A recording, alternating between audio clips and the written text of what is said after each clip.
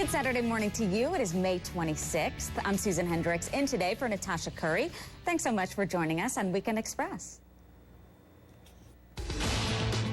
The man who confessed to killing 6-year-old Eitan Pates in New York back in 1979 is now on suicide. The author of the only book ever written on the Pates mystery talked about this shocking turn of events. New this morning, the Vatican arrested the Pope's butler for allegedly leaking confidential documents to a reporter. A brush fire held up people trying to get to Disney World. Yesterday, a major Memorial Day weekend marks the start. Be careful driving the next couple of days. Some advice because Memorial Day weekend is... Jurors in the John Edwards trial have more deliberations ahead of them next week. They wrapped up 6 days of talk yesterday. Soldiers placed nearly 300,000 flags at the graves of fallen service members for Memorial Day. Police had to shut down 2 schools when they found a bull in someone's backyard. You know, some teenage drivers are getting a good idea of just how dangerous texting and driving can really be. 43% of teens admit to texting and driving, and many of them say their parents do it as well. A stalled car may have put a cop in the right place at the right time to save an infant's life. Do you think former presidential candidate John Huntsman is sexy? Well, he may. Yes, there is still time to plan that summer family vacation and stay in your price range. Consumer Reports readers picked the best hotels for every budget, and Patricia Wu is now in New York with all the latest.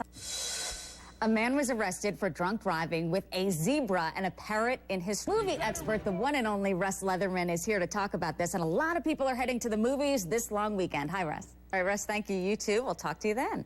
Now to this unbelievable story. A woman just had a 56-pound tumor removed from her stomach. That surgeon says it's the biggest tumor he's seen in several years. And those are some of the headlines we're following on Weekend Express. I'm Susan Hendricks, in today for Natasha Curry. A man has confessed to killing Eitan Pates back in 1979, but police have to make sure what the suspect told them matches up with their evidence. In Sessions, Gene Casares explains a confession does not always lead to prison time. Gene Casares, thank you. For more on this case, including the search for Eitan's remains, just head over to HLNTV.com. Brad Keselowski is making a name for himself in NASCAR racing, but off the track, he's committed to helping wounded veterans. Imagine Donald Trump as a VP. Well, on The View yesterday, he was asked if he would take the job if Mitt Romney offered it to him. His answer was pretty straightforward. You may remember Trump was pushing President Obama to release his birth certificate to prove he was born in the U.S. One of the hosts on The View poked fun at that. Obama released the long form of his birth certificate last year. It shows he was born in Hawaii. Donald Trump is still questioning that, but the Romney campaign does not. A little boy fell from a 4-story parking garage. He is expected to be okay. The 4-year-old was with his mom when he accidentally dropped his backpack over the edge, and people nearby said he just went after it. In Georgia, the heat created a big problem at a high school graduation ceremony. A Boeing employee who lost both legs in a work accident is now walking again.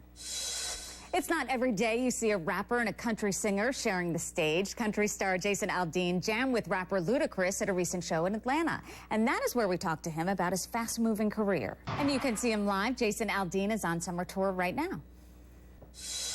A 13-foot gator grabbed the soccer ball that went into a lagoon. 3 pairs of shoes, a belt.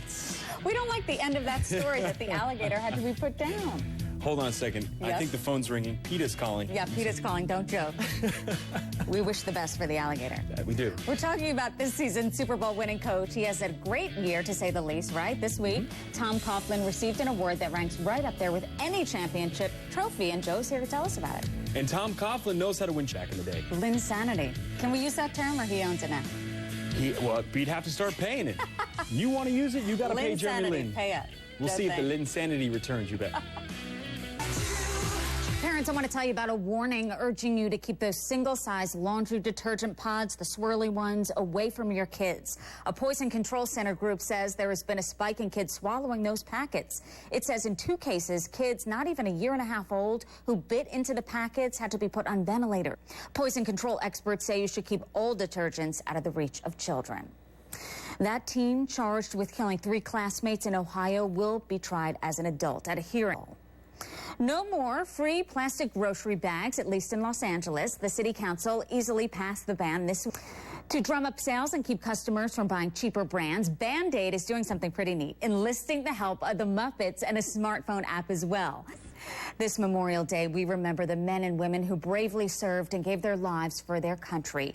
Recently, Fort Hood, Texas is where vets of the Vietnam War were remembered with an official homecoming, and for many of them, it was their first one. More salute to troops or to make your own